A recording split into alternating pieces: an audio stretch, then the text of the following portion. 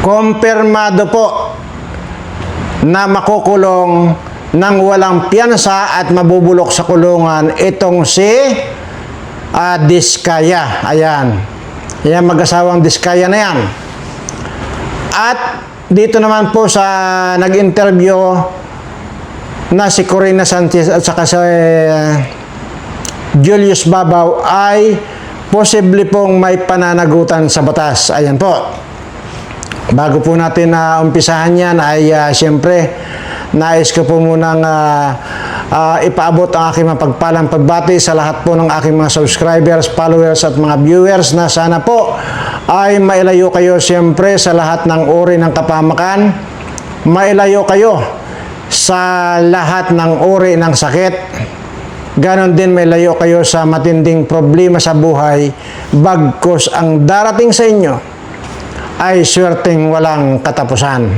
Ayan po, pero yung pong aking pinagdadasal dito, swerte po na galing sa ating Panginoon at hindi po swerte na galing sa DPWH. Ayan. So, at dito naman po sa mga politikong mga kawatan, iisa lamang po ang dasal ko sa inyo. Mamatay na lang kayong lahat, kasama na po itong mga kontraktor na mandarayang ito.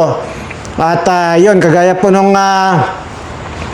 isang engineer po dyan sa Batangas, district engineer ng Batangas, hindi po ba at nandyan po yan sa balita na nakakulong na po ngayon dahil plano niya na suhulan itong si Congressman Libiste, ayan, ng Batangas. So, na-entrap, ayan po, nakulong na. Anong ibig sabihin kung ikaw ay manunuhol? Ibig sabihin talagang mayroon kang ginawang katarantaduhan. At para sa akin po, hindi po dapat kinukulong yung mga ganyan. Pinapatay na lang po yan, mga ganyan. Para sa akin, ha? At siyempre, ika nga, mayroon naman tayong batas dito na at dadaanin sa proseso kuno. Pero pag dinaan mo sa proseso, ay paulit-ulit lang po yan. Nandyan at nandyan yan. So kung pinapatay mo agad yan, ay wala na. At hindi na kailanman makapumirwisyo yung mga ganitong klaseng mga tao. Anyway, so madako naman po tayo sa itong kay Diskaya na posible na po at kumpirmado po na talagang makukulong yan. Una, may mga abogado na pong magbo-volunteer na talagang idiin itong mga animal na ito. Imagine mo, hindi lamang po yung Gerald Construction, hindi lamang po yung St. Timothy, marami pa po palang mga construction firm yan na muro-muro. Ika nga, baka na naman magalit na naman itong si Adjong na siya na ito sa salitang muro-muro. Ay, anong gagawin namin? Ito ang nakagisnan namin. Unggoy ka na congressman ka rin.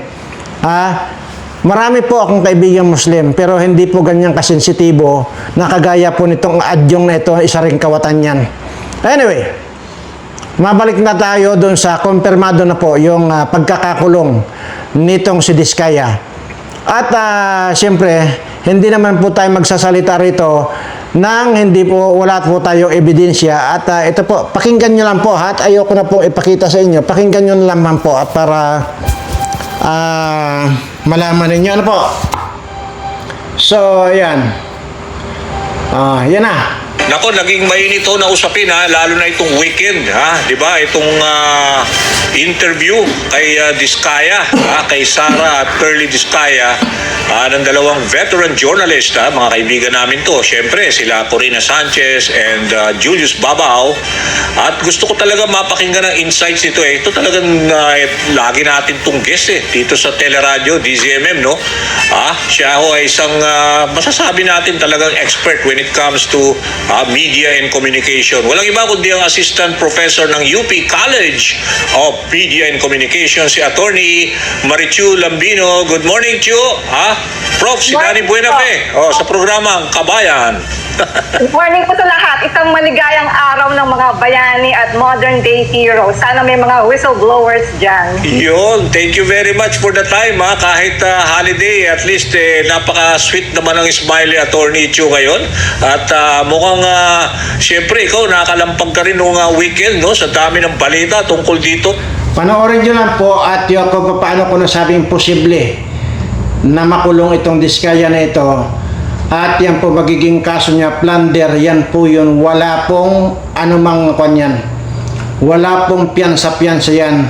Makukulong ka ng habang buhay.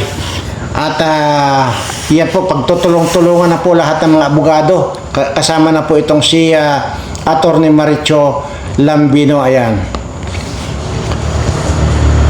At talagang mainit ang di ba, sa social media yung mga iba't ibang opinyon, ha? Pero ikaw sa pananaw mo, mayroong mga issue kasi ng hindi naman tungkol na rin sa sa let's say kung nagkabayaran or what, kasi that is something that they can always dispute. Hindi naman talagang they denied, no, yung both Corina and Julius.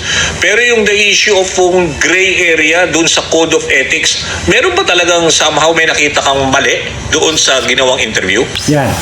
Opo, hindi lang po ito issue ng media ethics na natalakay na ng inyong programa sa ABS-CBN, natalakay na rin sa maraming shows na media ethics may conflict of interest. Ang mga periodista at mamahayag ay hindi pwedeng maging PR or magpapromote ng iba't ibang interest dahil hindi po pwedeng pagsamahin yung pagiging journalist at pagiging PR. Yun po yung nangyari dito. Pero sir, meron pong malaking hindi tayo nakikita dito. May public funds involved po pagkat inamin po ng mga diskaya sa interview ni Julius Babaw na nanggaling po sa DPWH yung kanyang bilyo-bilyones na kinita. Public funds po ito. So hindi lang po ito issue ng media ethics. Meron pong issue dito na nagkamal po ng public funds ng bilyon-bilyon. Sa dahil dito napilitan akong pag-aralan yung expose ni Pangulong Bongbong. Meron pong expose si Pangulong Bongbong Marcos kung saan nakalagay po doon, siyam na korporasyon na flood control projects ay gawa ng mga diskaya. Sir? At sila po ay nakakuha ng Siyam? 31.5 bilyones Putra. na public funds. At ayon po sa pag-aaral ni Senator Ping Lacson, 30% po nito ay napupunta sa bulsa ng contractor. Yung isa pang 30%, pinamumudmod bilang suhol sa mga public officials at yung 35% na lang yung ginagamit sa construction. Kung gayon po, yun pong mga periodista, kung tumanggap man sila or kung nag-promote man sila, mag-ingat po tayo dahil public funds are involved. Kung yun po ay mapapatunayan, meron pong mga ebidensya si Mayor Vico Soto, kung yun po ay mapapatunayan na galing sa public funds, mag-ingat po tayo dahil pwede pong masampahan ng kasong plunder Yan. o pandarambong. Yun pong mga lahat ng nagkamal ng higit sa 50 million pesos, dito po bilyones. One-third of 31 billion is easily 10 billion pesos na nakamal nila dito lang sa public flood control projects.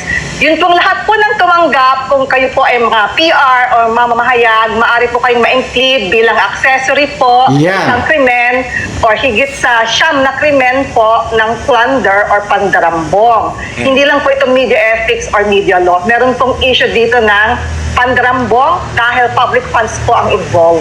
Pero attorney, lahat naman to parang lumutang lang after the interview na di ba? At saka yung na-expose na, di ba mismo nga si Presidente Marcos, sinabi niya, yung isang kumpanya ho ni Diskaya, yung St. Timothy, talagang involved sa mga, hindi lang yata ghost project, but substandard talaga na napaka walang silbi raw yung project doon sa Bulacan. Di ba? When he visited there, no? Kaya lang lahat ito, lumutang lang. Kasi at that time, when the interviews were done, yun yung time pa naman na wala pa yung mga ghost projects, wala pa yung mga kaya medyo na-ignite, di ba? Nagalit ang taong bayan. Bakit ganyan, no? Tingin niyo ho ba, moving forward, with this interview, let's say, meron na yung sumbong sa Pangulo at saka nag-iimbestiga na ang House at saka ang Senate, pagsisimula ang House, at nire-recommend yung third party. Do you think ito malaking ebidensya to show na itong mga diskaya, they can be accountable? Yes. Opo, malaki pong ebidensya. At to be fair to Corina and Julius, noong pang November 2000. Oo, matagal na yun Oo. So hindi pa lumutang ito eh, 'di ba? Kaya lang nagalit ng tao dahil grabe yung ostentatious display of wealth eh, 'di ba? Na yun na nga, tama ba? Lifestyle ba lang check ito or what? Oh. Itong mga video ng mga, doon po Oh. sa 100 nilang luxury cars, ipinakita, dinisplay po nila yung 40 nilang mga Rolls Royce. Luxury cars, oo. Dapat po ang computer graphics doon, kung 100 sa pala. computer graphics doon. Yun nga, 'di ba? Parang ako din nga nanggigigil eh kasi parang gusto ko rin if I were kung alam mo na kasi nangyari after, 'di ba? Pero at that time siguro they were 'di ba lahat naman pinuna eh, 'di ba? Na dapat daw you should have been more inquisitive. Lagi dapat yung investigative instinct mo, 'di ba? Tinanong mo paano nangyari yun? Ano binibigay niyo? Bakit kayo naging effective sa DPWH? That's only my own kasi as also a journalist myself. Oh. Tama po, siguro po maging aral po ito sa ating mga mamamahayag, mga periodista, na maging maingat po tayo, lalo na po kung ang ini-interview natin ay mga contractor. Lalo na po kung ang ini-interview natin ay may kinalaman sa mga public funds. Kasi kung tatanggap po dyan, maaari po kayong masabit sa isang kaso ng plunder or pandarambong.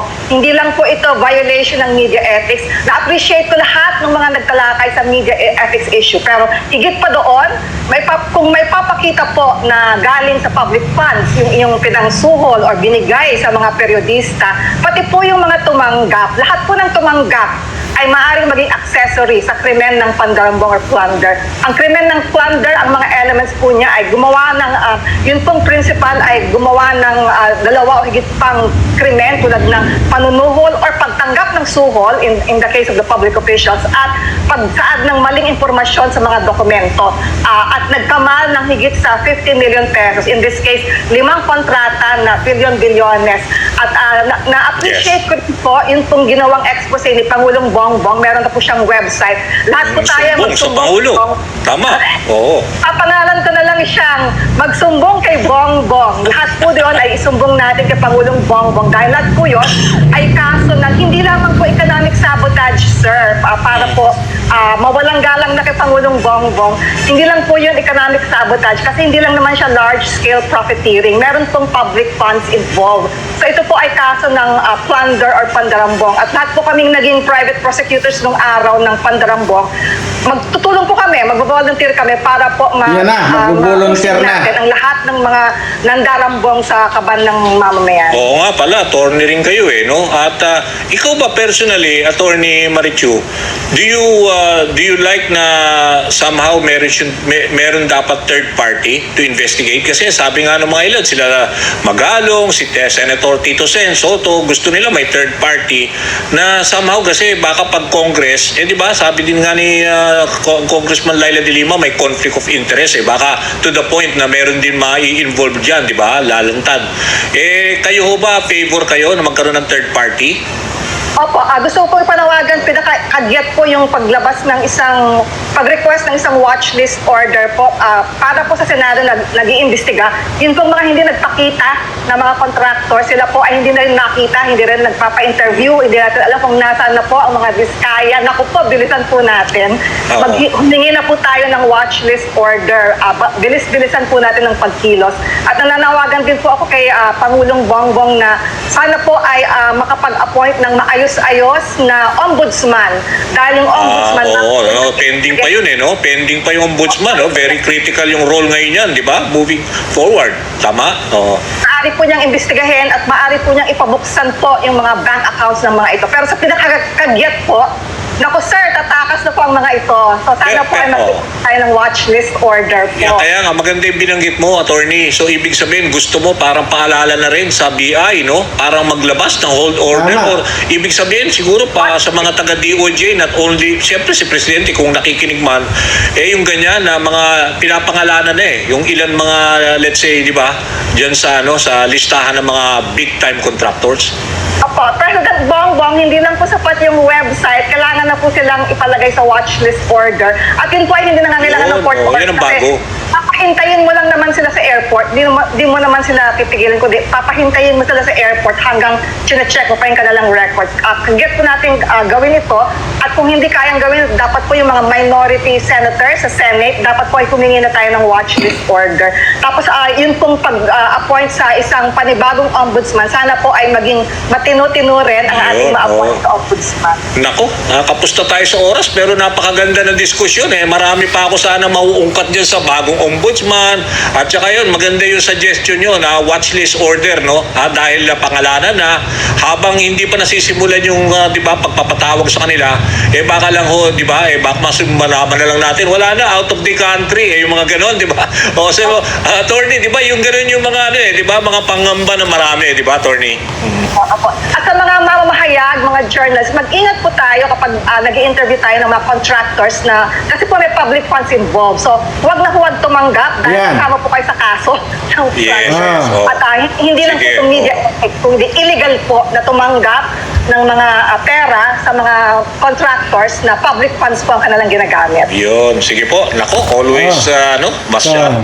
dalawang bisis pa niyang inulit na yung mga media ay pakaingat kayong mag-interview lalo na sa mga kontraktor. Kaya posible rin po na may pananagutan or makakasuhan din itong si Julius Babaw at saka si Corina Sanchez. Ayon po dito sa ating napanood na si Attorney Maricho Lambino. Ayan. So, ngayon po, yun po bang kwan? Sabi ko nga po rito, wala po masama yung pagyaman. Di po ba? Wala pong masama dyan eh. Sa magmula ka sa mahirap, yung yumaman ka, wala pong masama doon. Ang masama po dito, aminado ka na isa kang hampas lupa at patay gutom. 2 taon lang, ito na, boom na. Yun po yung mga luxury car lang, 40 plus. Pero 100 po pala ang total ng mga sasakyan itong mga diskaya na ito. 2 taon lang at aminado naman siya, si Diskaya, noon lang sumali siya dyan sa, nakakuha siya ng kontrata sa DPWH. Yun na, nagyabang na at dinisplay na yung mga mamahalin niyang mga sasakyan.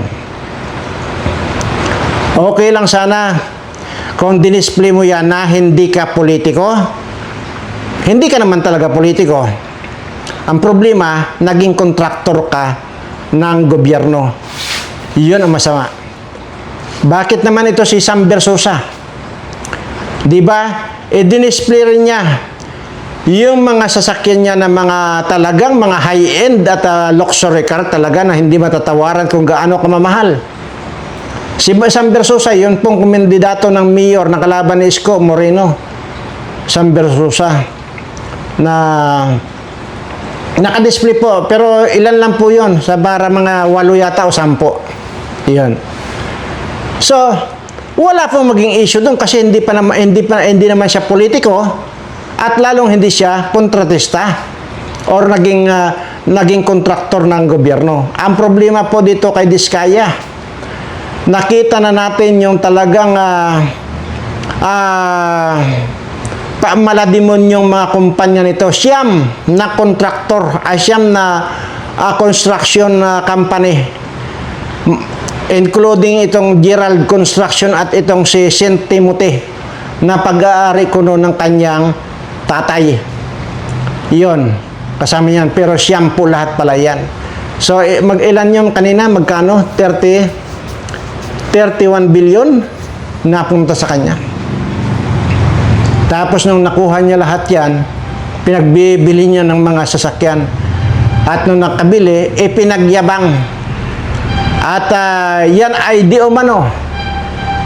Ayon dito sa mga balibalita, sa mga sources natin, ay siya raw ang nagtawag kay Corina Sanchez saka kay Julius Babaw na interviewin siya. At binayaran nga daw po di umano ng 10 milyong piso. So, posible. Pero ganun pa man, siyempre, i-deny yan nitong si Julius Babaw at saka nitong si Corina Sanchez. Sigurado i-deny yan. Ngayon, i-deny man nila o hindi na yun usapin yung binayaran sila o hindi. Pero yan, paulit-ulit yung sinasabi ni Attorney Maricho Lambino na hindi na pinag-uusapan kung binayaran o hindi. Ang pinag-uusapan dyan yung ethics ng mga journalist. Yung mga sinusunod nilang mga etikita or regulasyon sa pagiging journalismo. Di ba paulit-ulit niya sinasabi na mag-ingat kayong mga media na huwag kayong mag-i-interview basta-basta ng mga, lalo na yung mga kontraktor ng gobyerno. Ayan yun. Kaya, aminin man nila o hindi, yung 10 milyon na ibinayad daw, di o mano nitong si Diskaya, hindi na po, wala na po yung, hindi na po yung pinag-uusapan. So, yun ang maliwanag doon, na sigurado na itong pagkakakulong ni Diskaya at posible namang makasuhan talaga at managot din sa batas itong si Julius Babaw at saka itong si Corina Sanchez. O yan na po at kabi-kabila yung di ba? Yung balita na nandiyan sa Channel 7 din na yung ulitin ko lang po yung engineer na district engineer ng Batangas na plano, sinubukang i-bribe or lagyan or bayaran itong si Congressman Libiste ng Batangas para huwag na ituloy ang investigasyon ng flood control dyan sa Batangas. Ang problema, hindi pinatos ni Congressman Libiste, bagkos pinahuli niya sa pulis itong si Kalalo, ang engineer Kalalo. Para nang muntik naging palalo. Yan yung mga palalo. Yan yun. Yan yung mga demonyo na pagka dating sa pira. Imagine mo, may instant na pira na 3 million para pang bayad, pang bribe kay Congressman Libiste. O, yun. Nakalabuso tuloy siya. At yun. So, yan po yan. Ngayon, nananawagan din si Attorney Lambino na magpalabas na ng departure order, whole departure order din sa mga kawatang ito. Sabi ko nga po, hanggang ngayon po ay hindi pa mahagilap itong si Saldico.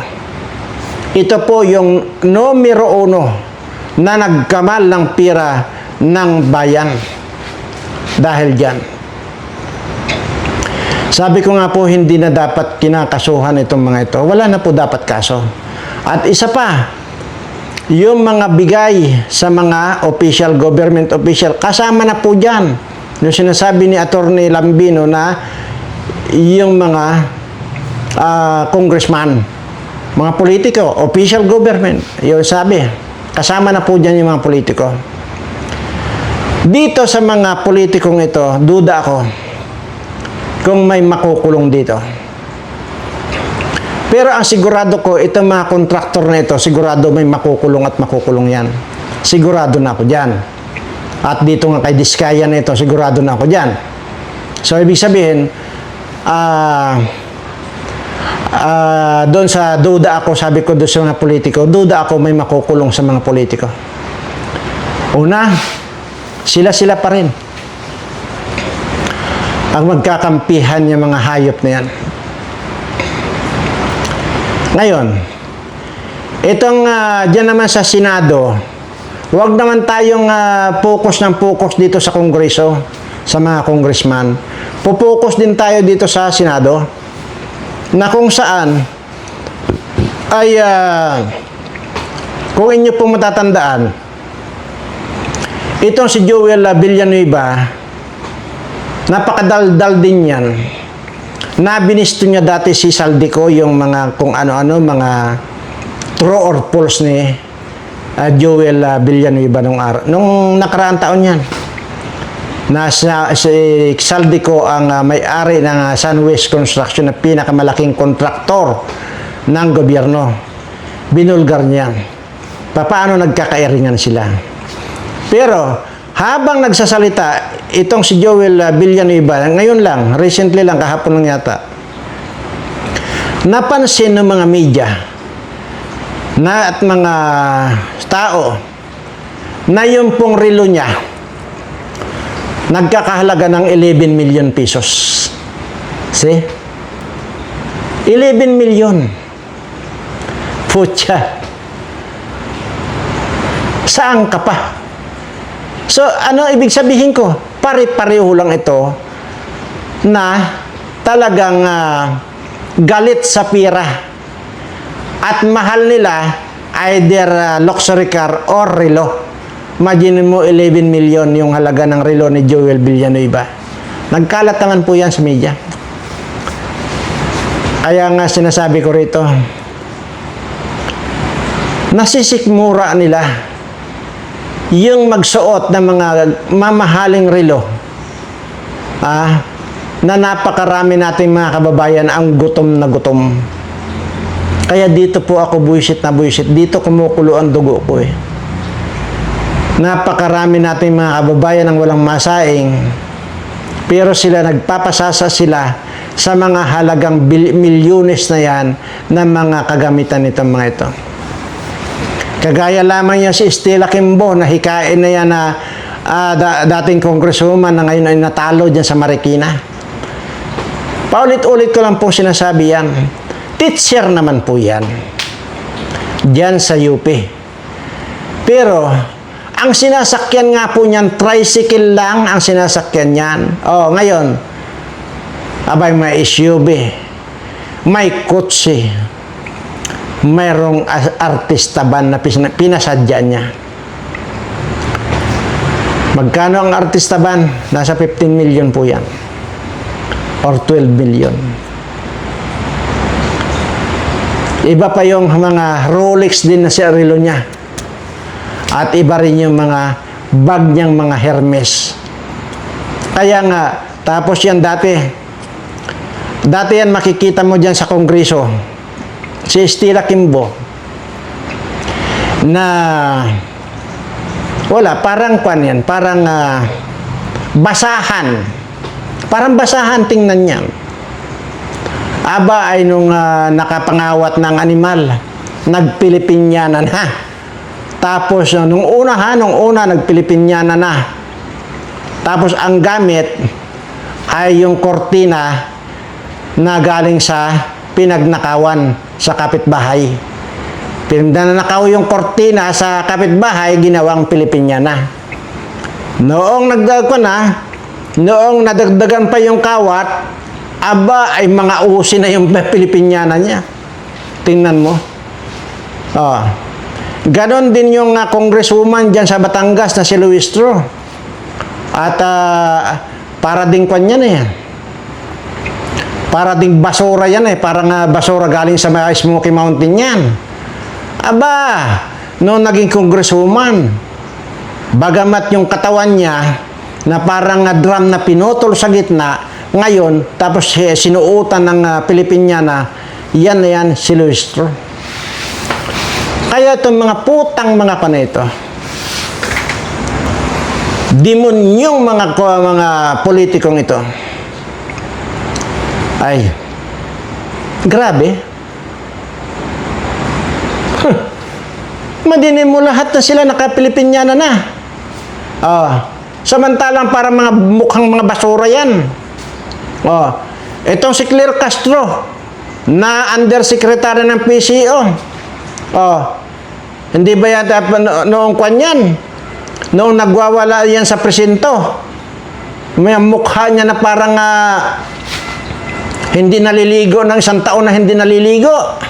Aba ngayon, mapula-pula na yung pisngi. Naka-Pilipinyana na rin ang hayop. Nakakwan na rin.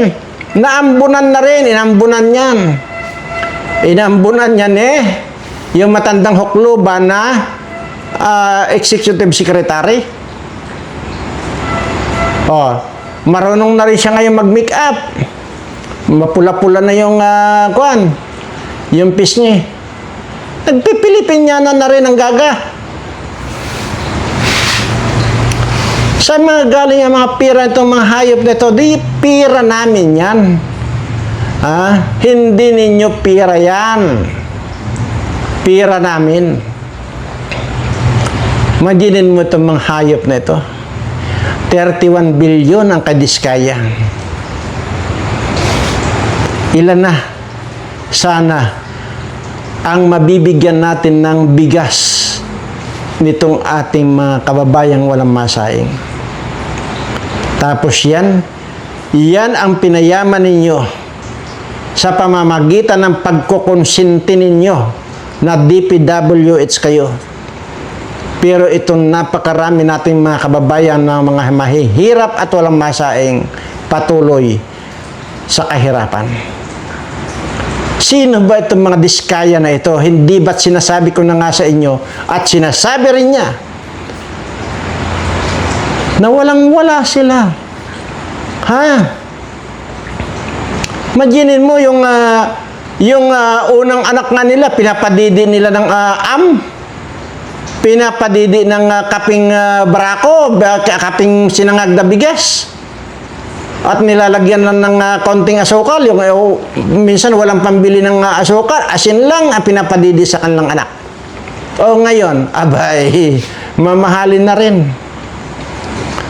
Lumaki lang yung mga anak nila na dahil sa kanilang pagiging hampas lupa at patay gutom. Ngayon, huwag ka.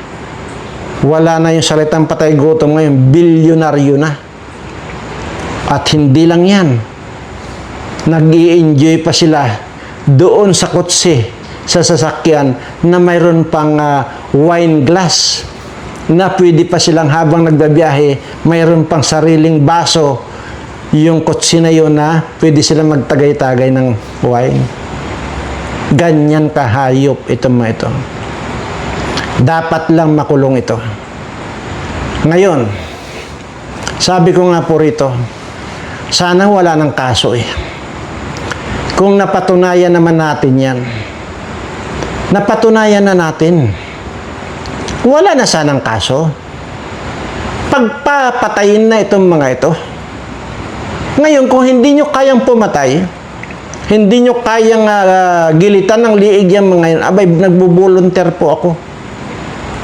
Basta ang ibigay lang po ninyo sa akin, yung mga kawatan, mapapolitiko man yan, ibigay nyo po sa akin. Ako na po ang bahala. Kung hindi nyo kaya. Hindi na po kailangan daanin sa kanya yan. Sa korte yan. Maliwanag na po Di ba maliwanag na? Na talagang mga nagnakaw itong mga ito. Maging yung mga politiko na yan, mga DPWH na yan na sila mismo ang kontraktor din. Kasabwat din itong mga diskaya na ito. Maliwanag na po. So, ano pang kaso? Hindi na po dapat kinakasuhan. Sabi ko nga po, nagbo-volunteer po ako.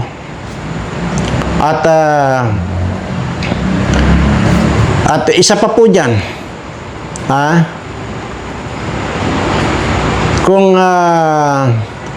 kung ayaw naman natin na madungisan yung mga kamay natin, ika nga. Pero hindi, napakasarap po sa akin ang gumilit ng liig ng tao po kung alam ko na itong mga taong ito ang nagpahirap dito sa mga kababayan ko na naging sanhi ng kanilang paghihirap, naging sanhi ng kanilang kagutuman, naging sanhi ng ngayon ay wala na silang masaing. Napakasarap po para sa akin ang gilitan itong mga ito. Ngayon, sabi ko nga po, kung hindi nyo kaya, ibigay niyo po sa akin. At dito po sa basement ko ay nasa more or less mga nasa 20 itong mga buaya na nandito sa basement ko. Abay, kulang na kulang po yung mga yan. Siguraduhin ko po na ako na ang maglalagay dito. Ako na ang magsusubo dito sa mga buaya ko rito. Yun po ang dapat dito sa mga kawatang ito. Yun po ang dapat. Wala na pong iba. Kasi hanggat binubuhay natin itong mga ganitong klaseng tao ng mga demonyo, actually, hindi naman po mga tao na yan eh. Sa tingin nyo lang po kasi mga nagkatawang tao lang itong mga ito, pero mga demonyo po ito. Dapat nga po talaga ginigilitan itong mga ito. Inuulit ko lang po, napakarami nating mga kababayan ang nasasadlak sa kahirapan, sadlak sa kagutuman, at mas marami po yung oras na hindi sila nagsasaing kisa doon sa may masaing sila. Dahil po dito sa mga kawatang ito, sila po ang dahilan. Kaya umaapila po ako. Uulitin ko lang po. Kung hindi nyo kaya, ang gilitan, ang mga liig dito mga ito, nagbubuluntaryo po ako. Ako na ang gagawa niyan. Sa lahat po ng aking mga subscribers, ngayon po ay hindi po tayo nakakasiguro na ito pong ulan-ulan na ito. At hindi ko po alam sa lugar niyo kung may ulan. Pero basta po mag-ingat po kayo. At di pa ba yung mga leptospirosis na yan. At napakadelikado po yan. Ingat po kayo lagi. Kung hindi po kailangan na lumabas kayo ng bahay, huwag na po. At kung lumabas man po kayo ng bahay, kailangan nyo pong magbuta. Or basta ingat po kayong mailusong dyan sa mga baha-baha na yan.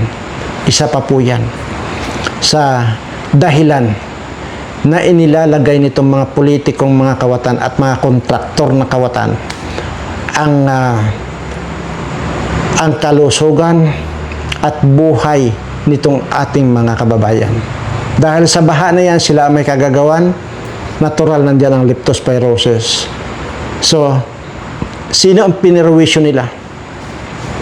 Mga kababayan pa rin nating mahihirap. Dahil unang-una, hindi naman po talaga nila maiwasan na hindi lumabas ng kanilang bahay para pa maghanap sila ng kanilang maisasaing sa kanilang oras ng kainan. Yan po yan. Kaya doble-doble po ang pahirap nitong mga kawatang mga kontraktor at mga kawatang mga politikong ito. Sana manawari ay dumating ang araw na bigyan ako ng authority na ako na ang gigilit sa mga kawatang ito. Maraming salamat po at sa lahat mga subscriber ko. Mahal na mahal ko po kayong lahat.